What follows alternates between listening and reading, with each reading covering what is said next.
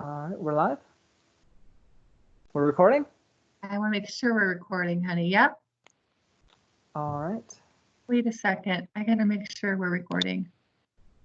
Yep, I think it's working. Working. Oh, shoot.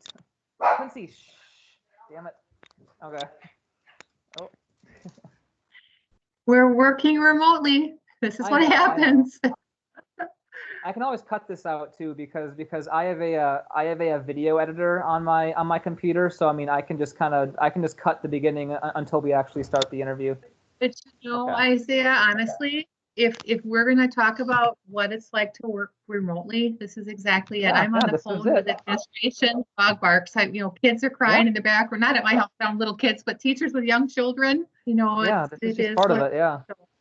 But we're all doing our best. So anyway, you have questions. Go ahead. Okay, yep. So yeah, just to start, my name's Isaiah Steig, and the date today is Friday, May 1st. It's 2:20.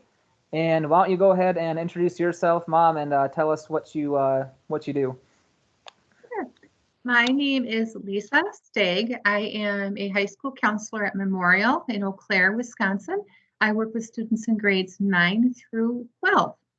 All right, awesome. And what do you think's changed the most since classes moved to online? So many things have changed. It's really difficult to kind of know where to start. But number one, we are away from our classrooms, we're away from our offices, and most importantly, we're away from our students. Students are the reason we go to school every day. Students give us the energy and the drive and the motivation to do our work. And not seeing them is very difficult. But we are doing the best that we can from home. We're calling students on a daily basis. We're emailing kids. We're calling parents. We're emailing our colleagues. We definitely are working as hard as we can remotely, but definitely miss the classroom, miss our resources, miss just being around our colleagues and students. Yeah, I mean, what do you think's the general attitude, do you think, of like students and staff, like comparatively? Like, is there a general mood that like students kind of like don't like the online format? And I mean, I know it's been stressful for instructors to learn all this new stuff. Yeah, I really do see when we first started, I think we were all kind of in shock, like we have to do this, and we all are very dedicated as far as the staff perspective. So we were working long days, long nights. There really wasn't a separation between school and home those first couple of weeks because we were just always working, trying to get this set up for our students. And as the weeks have gone by, students are figuring things out. And I truly believe, and I say this to my students every day, I think they are doing the very best that they can. The top students are doing their work diligently, but I think some of them, through my emails with some of my students, they find it difficult to just stay fully engaged in the process because they miss their teacher's instruction, they miss classroom labs, they miss conversations with their classmates, they just miss the whole learning environment. So that is, I think, the biggest change. Students that struggle, I think, find this extremely difficult. So, we have been reaching out. I made a home visit last week to a family trying to connect with students that have disengaged. I've learned through all this that especially students that struggle, the classroom teacher and the classroom environment and everyone in the public school system, it could be private school system too, but I'm public school, those kids need all of us to keep them in school, to keep them motivated. We have those relationships with them, and I think that's key for most of those kids to keep coming back to school to learn.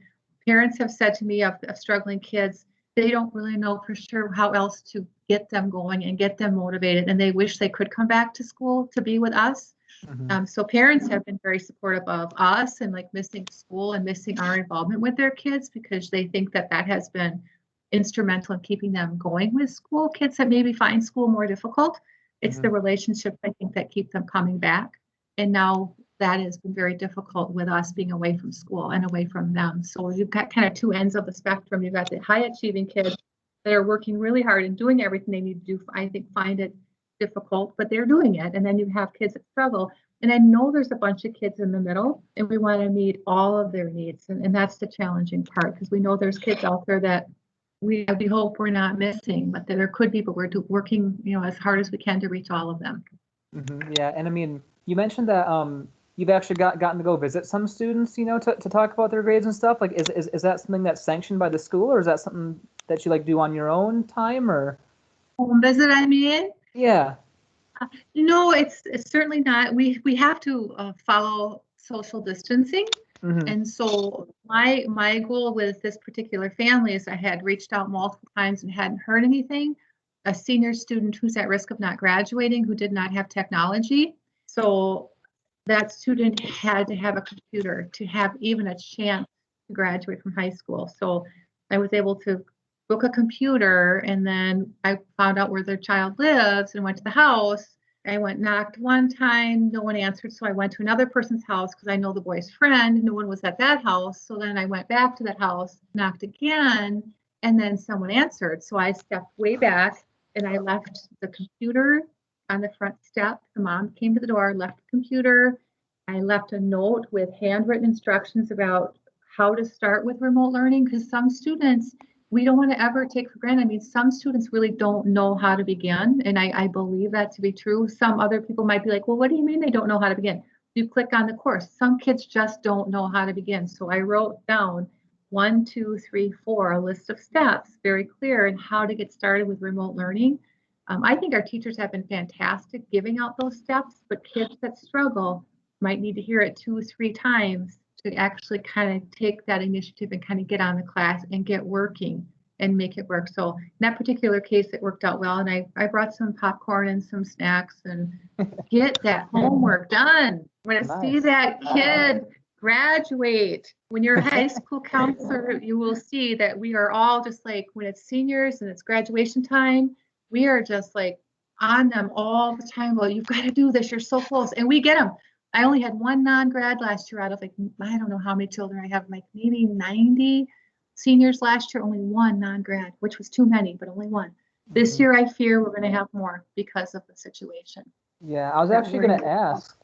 I actually wanted to ask, how many students do you oversee, like in total, 9 through 12? How many kids do you think that is? You know, we have estimate, it's really not bad. We have, there's 5 counselors at Memorial. Last year, the numbers were a bit higher. This year, I'm going to guess around 375 to 380. But with that being said, we all have many extra duties. Like I'm the scholarship coordinator, so that's a huge part of my job. I love that part of my job. I'm also academic and career planning lead for the building. So I'm organizing all of the lessons each month for 9th through 12th grade students. We have over, I think, over 20, 40, 60, 80, over 80 homerooms. And so I organize lessons with all those homerooms, with all those teachers, 9th through 12th grade, with my partner from North, which Kendra Poggle, she's fantastic. So we do work closely with North High School. I should mention that because they really are wonderful. So again, those extra duties come in. I work with our school age parents. So if we have students at school that become moms or dads at a young age, I also work with those kids and make sure they have the supports that they need so they graduate from high school. So we have the caseload of kids, our alphabet, which I have SO through Z, those kids, freshmen through sophomore or through seniors, and then we have those extra assignments that we do. I'm currently working on senior awards right now, so that'll be pretty special. Oh. Nice. Are there any special awards just for this crazy period, or? Well, I don't know. It's so different when we talk about seniors graduation. I should send you the letter that we as a counseling department wrote to our seniors. We just sent it out on Thursday, and as soon as I sent it out, I had 2 parents and a senior girl write me a letter back. They were just so touched by it because we recognize that pandemic has really kind of thrown a wrench in plans as far as, spring activities, prom, graduation, Everything. all of those special things that make your senior year, that especially second semester senior year, really special. But we just said to the kids, we recognize all that. We hope that they see this as an opportunity in disguise, and we truly mean that. When students, when you know this as a young college student, things happen in life that we get set back sometimes. We all get set back. We all have disappointments. We all have hurts. We all have, pain in our lives at times. But we've asked our students to keep their heads up and keep fighting because our country, we need them. We need your generation, our current college students, and certainly our our seniors that are going to be going off into the workforce, going on to school, joining the military, whatever it is that they do, we need them. And then we said at the end that they are the hope for our future, and so are you. So we tried to end it that way. And one of my senior girls wrote me the sweetest letter, and I thought, we did something right with that message, Isaiah. I think that the seniors really appreciate that, because we don't want to act like we acknowledge the sadness and loss with not having a graduation ceremony. Because Isaiah, in my whole career, last year graduation, and it was one of the happiest days in my time. This is my 24th year as a school counselor. I wish Stephanie could have been there too. You could have been there. But I was an usher last year. And so we have it at Zorn. Zorn, it's UWEC. Yep. Go Blue Gold, right? Yep. I'm an alumni. I'm a Blue Gold. My undergrad work. But the kids will walk across Zorn Arena in their caps and gowns. I was ushering. So when we hit SO through Z, the end of the alphabet, my students walked across the stage, and they're walking down past the chairs where the graduates were in the center of the Zorn Arena. And my kids, they skipped to me, they ran to me, they hugged me, their little tassels were swaying, and they said some of the nicest things to me. Like, I knew at that moment that my work with these kids, it's really what I meant to do, even though it's so extremely difficult. That graduation time is so important. So even though we can't give the class of 2020, that experience at Zorn, we are working so hard on preparing a virtual graduation. And again, it's not the same. That's part of this whole pandemic and what we're forced to do, but we want to honor them in some way. So we're working with the administration, with community, with parents, with our students to create a virtual graduation and a senior awards program too. So again, just so different from the traditions, but we're hoping that we can make this new kind of our reality right now still something special for them. That's the goal. Nice. I kind of want to back it up a little bit. I know you mentioned that during the first early weeks that work and home like really blended together quite a lot. Like, do you want to talk about more about that, how it's affected your home life, having to work from home, and how that's going to change things at home, like on your off time? Yeah, I could even talk about your little sister too, and what it's been like for her being a 17-year-old working remotely. But from my perspective, those first few weeks, even now, I still really struggle with it, because I'm working at the dining room table, and when I'm working, I get up and I'm on my computer from very first thing in the morning. I work all day. I would bet you almost the entire staff does the same thing. And then at 3:30, 4 o'clock, 4:30, I always worked long hours anyway, but I would leave school 4:30, 5 o'clock, and I'd come home, and for the most part, I was done. And then I'd maybe do some work on the weekends, or I might come in early or stay an hour, and I'd be done. Now, and I would bet this with a majority of staff, we are working all day and many hours at night and many hours on the weekend. And you'd think, how can you do that when you're not with kids in the building? It's just so incredible, the amount of emails and phone calls that we're getting now, because our kids aren't with us. So it's just so much harder. So that's why, and I can't, we had the distance, we had a short commute between school and home, and there was a little transition. There's no transition now. It's like school is like, it's all school. And I've had to work really hard to separate that. So I make sure that I take time for my daughter that's at home and my house, and make sure I'm taking care of, family and home as well. So that's been hard. And I would bet you everyone's feeling that same. I feel for the teachers that have young children. I know some of my colleagues have young children, a 1-year-old, a 6-year-old, a 3-year-old, and they're trying to teach and do all of this with small children. I can't imagine, but they're so dedicated. They're doing the best, and they're doing a good job. Yeah. If you had to guess, how many emails do you think that you're getting a day now compared to like what a normal school day was like for you? How many phone calls now compared to what a normal day was for you? Well, normally I get a ton of emails. Normally I would count. Normally I would guess I'd probably get 60 emails a day. Sometimes more on really during busy times. I would get, I count maybe 100. I get so many emails, and I think a lot of the staff do, but as school counselors, it's a little bit different for us though, because we work with all the teachers, all the administrators, we work with all staff in a variety of ways, and then all of our kids. and our parents. So we get emails from students, we get emails from parents, we get emails from colleagues, we get emails from principals. I'm the scholarship coordinator, so I get emails from business people, scholarship people, foundations. It's just really, and it's good. I mean, I like every part of it, so it's not a complaint. I mean, I you know this, I love my job, but just working from home has been very difficult because a lot of things you could just answer quickly at school if you see your colleague in the hall, or you see your colleague in the office, or you see your colleague in the commons.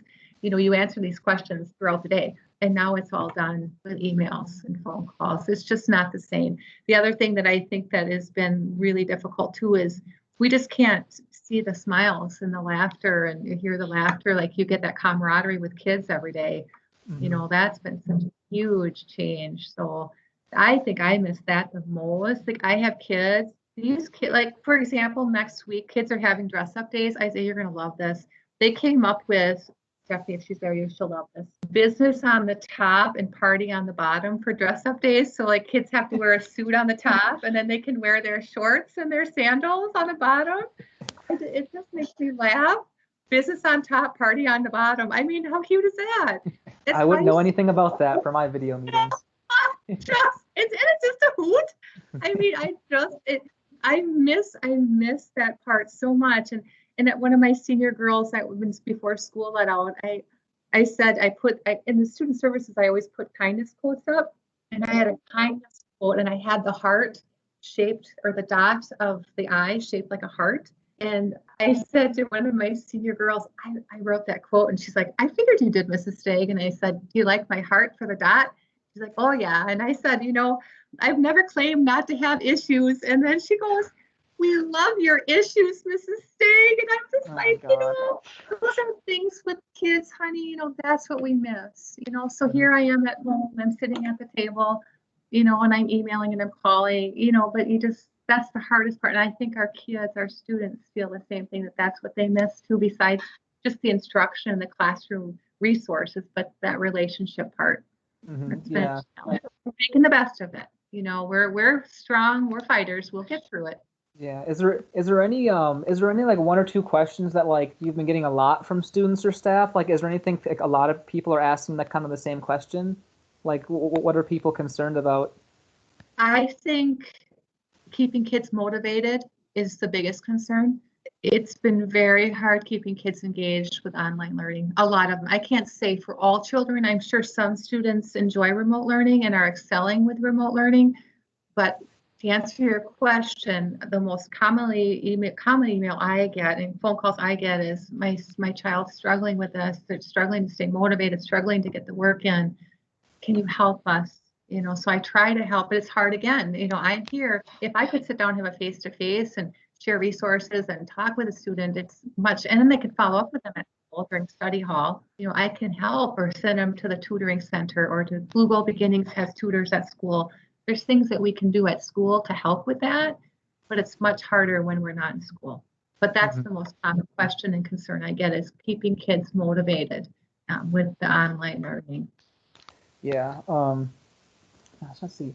I'd actually like to talk a little bit now just about the whole just pandemic in general. Like, when do you think that you first heard about it? Like, did you first hear about it in March or or late February, or like, do you remember where and when you first heard about what was going on?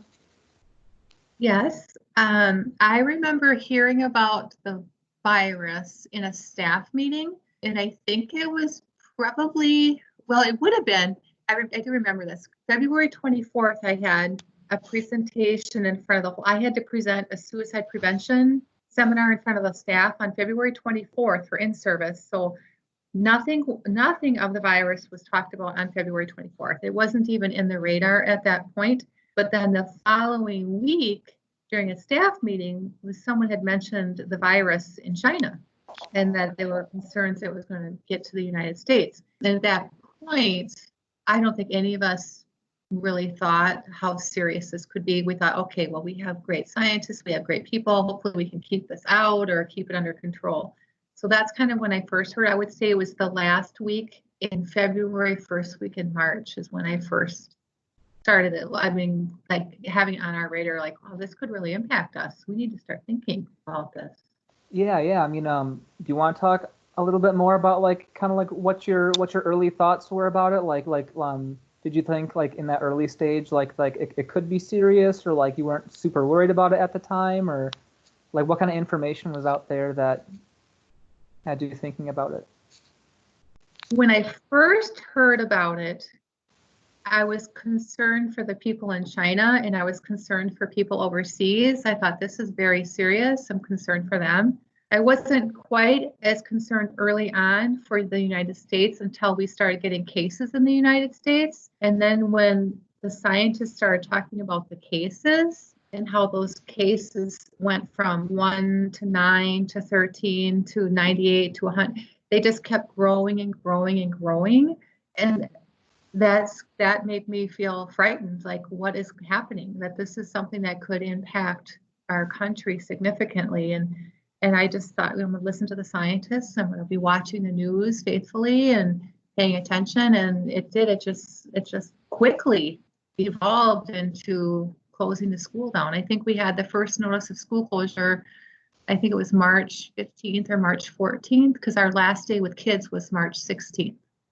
Mm-hmm. So, but yes, and now today it is frightening. We just need to be very careful and listen, in my opinion, listen to the scientists and listen to the experts, the physicians, the scientists who are giving us, I think, honest information, I hope, so we can stay safe.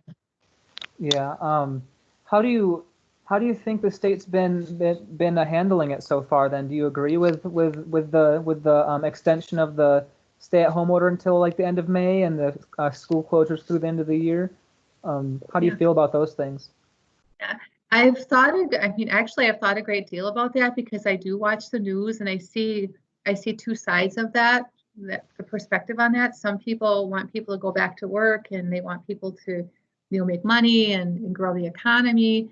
And then the other side, what I look at is again what the scientists say. And to me, I think life is the most valuable part of all this. We have to value life, all lives, whether you're 25 or 90. I think all lives matter. And so when I think about what the scientists have said, I do agree with the school closure and I do agree with the safer at home order. And people will say, well, we only have 25 cases in Eau Claire County. And my response to that is because we are safer at home. If everybody was, and that's again my professional opinion, and people can disagree, but I believe if we were all together in close quarters, there's 1,600 kids at Memorial with hundreds of staff. If we're all in close quarters doing these things, looking at the virus and how it spreads, I'm almost certain we'd have hundreds of cases of COVID-19, not just 25. So I do agree with Governor Evers and the administration, our administration fully of what they've done and how they've done it. As far as the federal government is concerned, I get, my opinion, I feel that there's mixed messages coming out. I see like Dr. Fauci and Dr. Birx and those people, and I think they're honest. I think they're giving us accurate information. And then I see President Trump, who will say one thing on one day and another thing on another day, and I don't know how to follow him. I don't know what's accurate and what's not accurate. And again, that's my opinion. Other people can disagree with that. But I do trust the doctors. I think that those doctors they know what they're doing. They have strong reputations, and they're educated people. So, and they're working with the whole country. So I'm trusting those people. So state government, local government, or local government too, I should say. I think our local government, like our Eau Claire County people and our local county governments have done a wonderful job too. They emphasize, keeping us safe and keeping our elderly. I worry too, like some people were saying early on that, well, it's the elderly people. You heard comments like that, how someone made a comment was like, well, I'm just going to go do this and it's all going to be okay. But it's not okay when you have 60, I think we're over, how many deaths now? 60,000 deaths? Over 60,000, yeah. We need to be careful. So yeah, so I support the local, state government, yes, federal government, scientists, I do, the president. I just see a lot of mixed messages, and I don't know what to believe sometimes with him. Mm-hmm. Yeah. Is there anything that you think that they could be doing more of, like whether it's state or federal government, that that you aren't seeing? Like, is there anything that you think they should do that would make situation better, as like in regards to maybe like more stimulus for regular people, or maybe more assistance to small businesses or something like that you aren't seeing that you would like to see? Yeah. Well, number one, I think the food issue is huge. I mean, the school districts are just, I mean, I think they're working night and day to provide food, and I think the community is doing the best that they can. So I think people there, as far as the food, everyone is helping and doing a wonderful job with that. Financially, I know of families who did not get that stimulus check that really needed it. So and I don't understand how some families didn't get it. I mean, we have a couple different examples where one person was on a temporary position, a work position, and didn't get the stimulus check because he hadn't worked enough hours. And so that makes no sense to me whatsoever. If you're an American and we are all dealing with this pandemic, every American should get that stimulus check, in my opinion. But there are people, and 17-year-olds can't get that check. I have 17-year-old students who are on their own, and I don't understand. You can't get it. You can't get it when you're 17. I just don't. I don't understand it. If you're an independent, I still think 17-year-old. There should be either a child credit for families that have a 17-year-old, or a kid who's emancipated should get it. Yeah, that's right. Yeah. If you're 17, then you don't get the $500 that the Trump administration guaranteed for children, and they don't get the 1,200 that's guaranteed for adults, right? Correct. And so we have a lot of families that have 17-year-olds that get no support for that child, and then I have some that are emancipated that they're just struggling. They've lost their jobs, they have no money, and it's scary.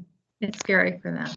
So the county, I think the county, as far as additional supports, I don't know what else the county could do. I think the county and the state has done well. I mean, the stimulus package is more for, I think, the federal government to address some of those issues. But as far as the meal planning and the emergency care, I think our local and state governments have done a really good job with that, helping people with rent. I know some of the colleges are helping students with some financial support.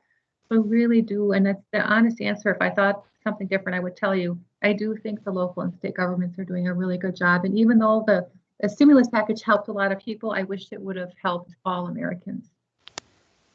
Yeah. Everyone. Do you think that the attention of the federal government is focused more towards regular people, or do you think it's focused more towards like bailing out maybe larger industries and like corporations and things like that?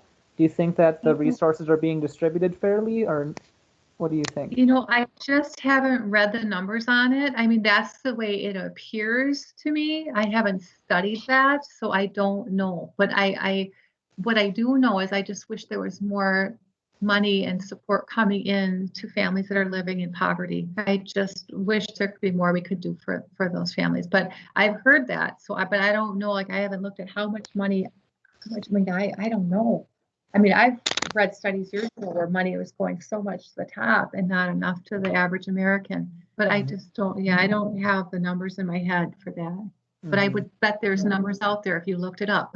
So. Yeah. Financially wise, though, you and Dad and your family is doing okay financially, though. Have you received your stimulus check? We did, and that's a blessing. And I'm going to tell you that I've thought about this so much.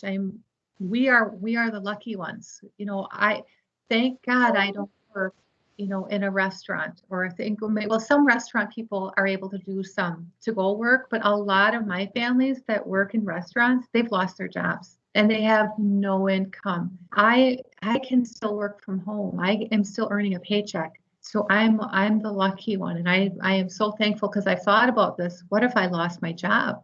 How frightening would that be? And this is what my families are going through that have lost their job. Where's the next check? There isn't a next check.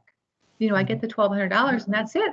And I just worry for these families. At the same time, I don't want them to go back to a situation where they could get sick and die too, because people are getting sick and they're dying. So that's where the government has to come in and make sure that until this is over, or at least safe, people have money to be able to at least meet their basic needs, their rent, their food, their health care, those kinds of things. Yeah, yeah. It's hard for people to be okay with staying at home and not working if they don't have enough money to, pay their rent and things like that.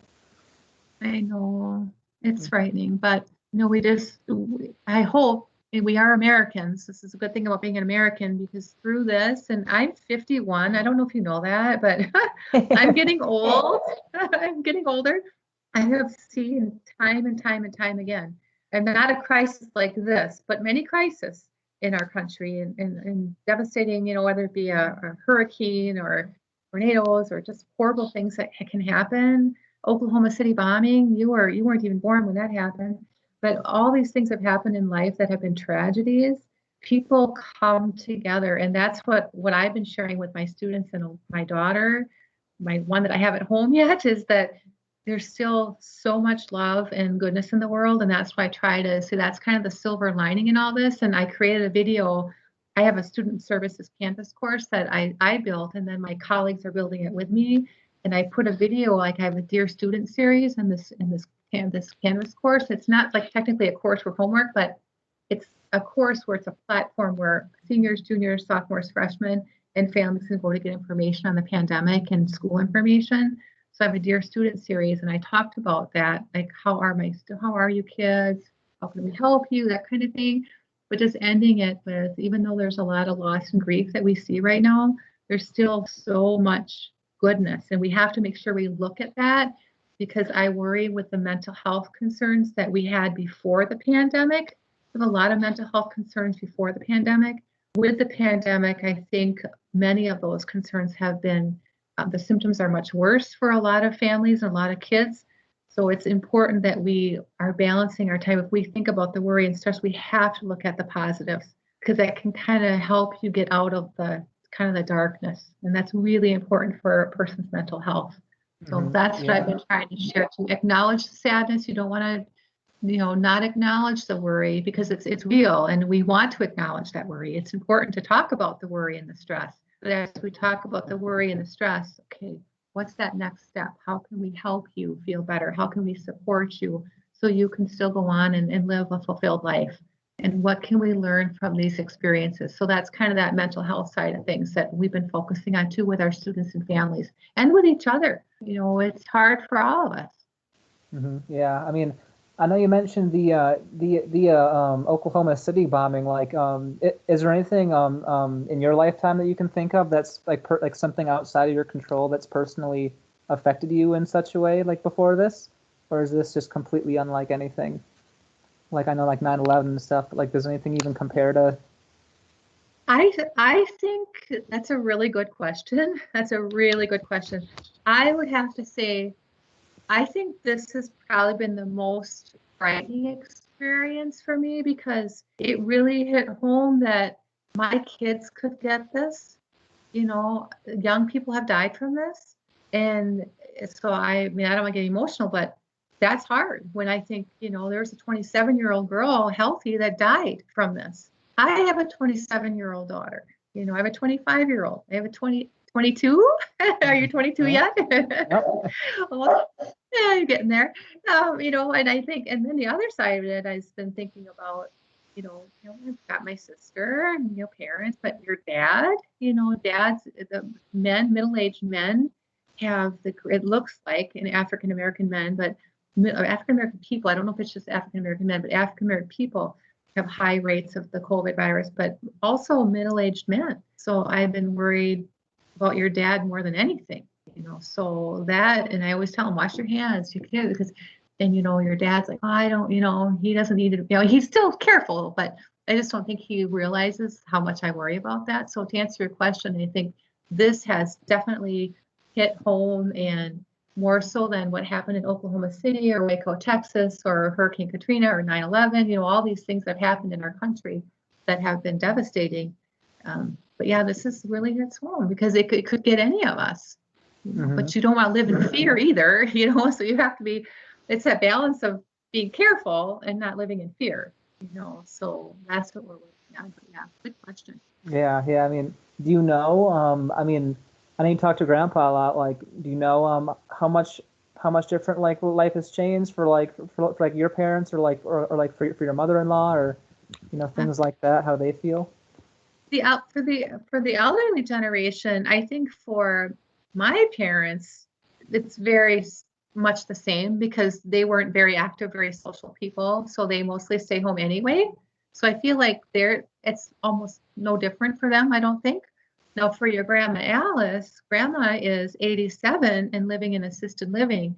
And I guarantee you, and I'm just really glad you brought this up too, because when you look at this pandemic, our elderly generation, so many elderly people have died from this disease. And for Grandma Alice, we can't see her anymore because in assisted living, they've cut off all visitors. So when we go see her, we set food, and we set her, she likes the fish at McDonald's. So we just set it by the door and we have to leave. It's really kind of sad, but you can't go see her. They cut off all services. And so I just feel like a lot of the elderly people are just so incredibly lonely. Like for my parents, they have each other, which is nice. They still have each other. But for people like Alice, who is alone, a widowed, she doesn't even have a pet. She doesn't have a cell phone, so I think for the elderly generation in assisted living and nursing homes, I think it's especially difficult. And I just think we just need to wrap our arms around those people and do the best we can to support them from afar. I think people are trying. You see images of like the 90-year-old man that will go up to, he was like in a forklift and they lifted him up to his wife's nursing home window. I mean, some of those stories just touch your heart. And those are the sweet things that we need to remember. There's that love is still there, but gosh, it's hard when you can't be together. Mm-hmm. Yeah. How do you feel we'll about? Get through, right? What's that? Oh yeah, we'll get there. I was gonna say, how do you feel about progress towards a solution to like all these problems? Like, have you heard anything about a cure? Like, do you think that methods are working so far, or? I think I've been watching every time I see a news story or an article on a vaccine, I read it. I read it from all different sources. It sounds like they're making progress. I don't know what that means as far as, is there going to be a vaccine in a year from now? 18 months, they say. So gosh, that's the uncertainty. I don't know. I hope that they can come up with something sooner than later. I did read that this process for the COVID-19 or the coronavirus vaccine is going quicker because more people are volunteering to be a part of the study. Like they have to find people to be a part of the study, I was reading. Antibodies. And normally that's the hard part. Yeah, it's something like that. But they've been hitting. People are volunteering left and right to volunteer to be a part of their studies to help make this process go quicker. So yeah, I don't know. I worry about the fall. If things come back in the fall, what does that mean for school in the fall and for our kids in the fall? Are we going to get back to school and then have to close down again? I don't know. We need that vaccine.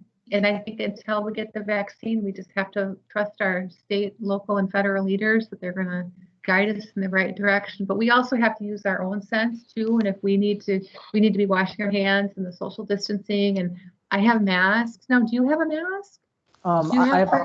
I have some being made for me. Yeah, a friend is stitching some for me. Make sure you wear them. I've been wearing them. I have two. I got one from Alice when Alice went to the doctor to get a checkup. She gave me her mask, and then I have another one that I had on top of the fridge for about 6 months. So I don't even know where that came from, but I have two. So I've been keeping those just in case we have to go buy groceries or whatnot. And I did wear them the last couple times.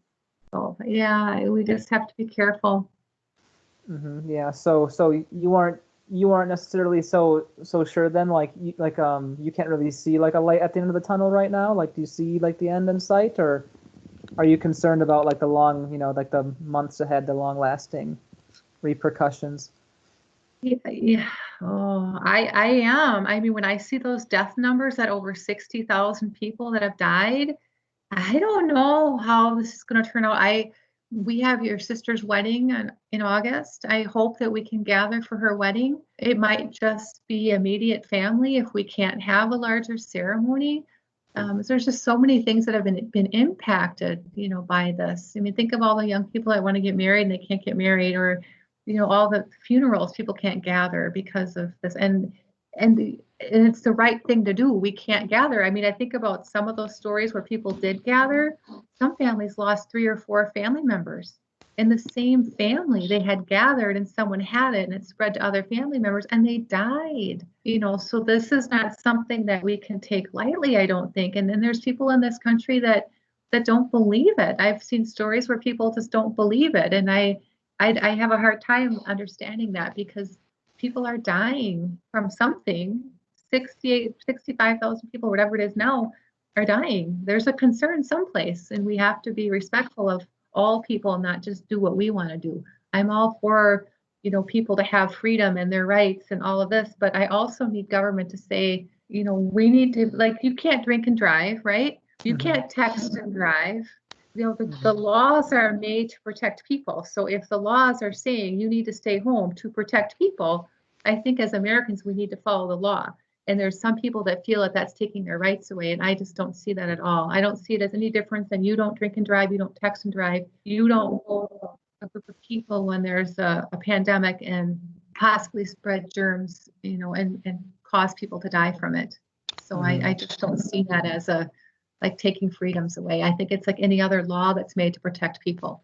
Yeah. You don't think someone else's right to gather in like large groups is like more important than someone else's right to be healthy? To protect people from a potential, like so many people can be asymptomatic, but then and then all of a sudden you connect with these people and 3 people are dying in the same family. The laws are made to protect people. So, and I trust that. And some people don't. Some people are skeptics. They think, oh, they just want to take our rights away. I don't see that. I just don't see it. I'm trying to see it from the other perspective. Like people in Michigan had guns out. Did you see the story in Michigan yesterday? People had their guns out in the Capitol in Michigan because they were going to extend the safer at home order. And I thought, my gosh, this isn't about your gun rights or this is about keeping people safe. But again, there's that other perspective. I try to see it and I try to understand it. But when I see the death numbers, I have a hard time seeing that other side of it. Yeah. I think we can all definitely understand though that some people just want to get back to normal and they might not really think about other stuff. It's just the immediate I'm so uncomfortable like in this situation. I just wanted things to go back to normal, even though that might not be possible right now. But they just think they can make it that way. It's so true. I think everybody wants to go back to normal. But honey, I wouldn't go to our bedroom and pull out my rifle and go down to Madison and walk. You know what I mean? And that's just not who I would. I would not go and say, Greg, grab your gun. I'll grab it and then we'll go down to Madison and we'll say we disagree with this. When I have disagreed with our local government, and I have in the past, I've written letters to our representatives, and I did when I had a case where a student was sexually abused, and the local paper put way too much information in my opinion, in the paper. So I thought the community knew who the child was based on the report. So I contacted multiple people at the state level and said, we need to protect these young people. We need to protect their privacy. So I would definitely voice my opinion if I had a concern about something, but I wouldn't do it by bringing my guns. And, this has nothing to do with guns, in my opinion. I don't agree with that. Those people are doing the best that they can. But I do agree we all want to get back to normal, 100%. 100%. Yeah. I know you've talked a little bit about how, some people are asymptomatic or, like some articles say, I know early on they were saying only old people are susceptible to the virus, but then later on it says, oh, yeah, well, young people die a lot too. So like, how do you feel about I guess I should say the flow of information like regarding the virus? Like, do you think that we know, like, do you think that we know enough about the virus at this point, or do you think that things are still so fluid and changing like every single day that we still don't quite understand yet, like the like everything? I think it's getting better, but I still think there's so much that is being learned through the scientific studies about the virus when people are dying and their symptoms, what that looks like to the hospital people and what that looks like to all the scientists that are studying it. So I think it's getting better where they've been able to say, make sure you wash your hands, keep social distancing. They're learning how it's spread, and that's what's so scary about this virus is that it seems like it's just transmitted so easily and in so many different ways. And I think that's the scary part for people. Gosh, I don't know, son. I think it is just there's still so much uncertainty. So hopefully over these next couple of months, hopefully by the summer, even the next 6 weeks, I'm hoping to have like some more answers. Like, are we going to start to get back to normal? And when that happens, I hope that more people don't start to die because we have to get out at some point. I don't think we can have safer at home for a year and a half until we get a vaccine. So there's going to have to be some changes as far as when we do go back to work. They talk about contact tracing. I don't know how that's all set up, but I don't know. There's just a lot that needs to be learned and studied, and people have to be careful. Mm-hmm. Yeah. Well, since we're kind of, I think we're kind of going to wind down a little bit here. So I have two more questions for you. Uh-huh. So yeah. So the first one is like what what's some one story that you've seen that you really that you really enjoyed or like really found inspiring about people, like how people are dealing with like this virus and everything in a positive way.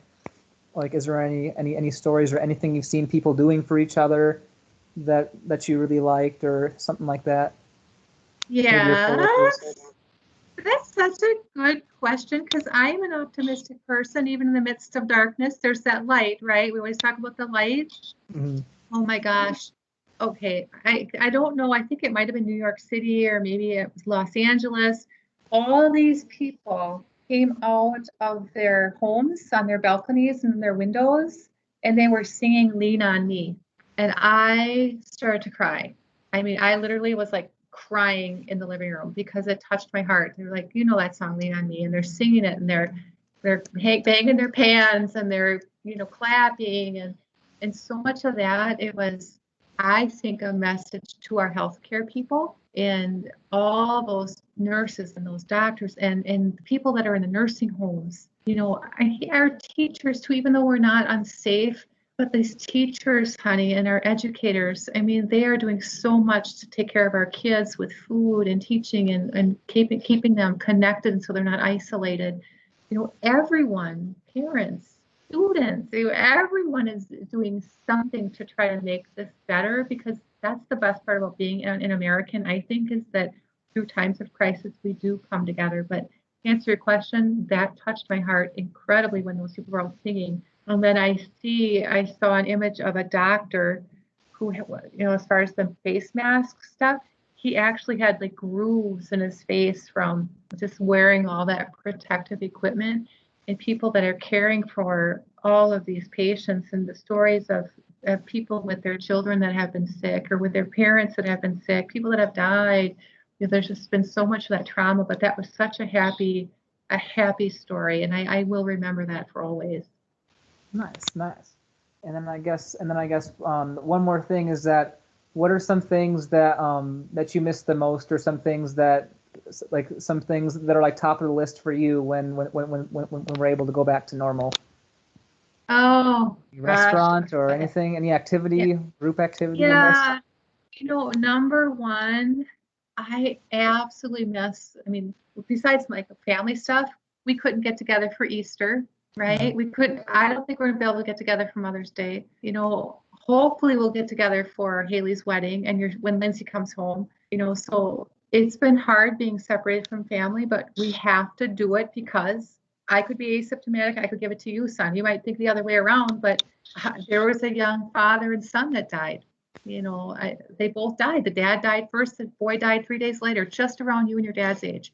So that's why we just have to be careful. But I miss that, and I can't wait to get back to see, the laughter. And I miss when people are in the store now, you notice people have face masks, so you can't see people smile anymore. So like I miss smiling at people because I would always say hi to people, smile at people, Oh yeah. just make small conversation. You don't see people smile anymore. So I miss that. I miss talking to my students every day. I miss having that ability to kind of just be free of not to worry about getting someone sick. Could I get you sick? Could you get me sick? you're going getting your groceries, someone's coming. Instead of saying hi, you're like, I got to go the other way, because you don't want to spread germs to somebody or get something. So those are hard things, but I think once we get back, definitely just seeing people smile, hearing the laughter again, having people feel at ease, because right now you can just feel people are worried and they're stressed, and just having people feel healthy and happy, going out to eat again. High school kids, you college students too, they like to go out to eat.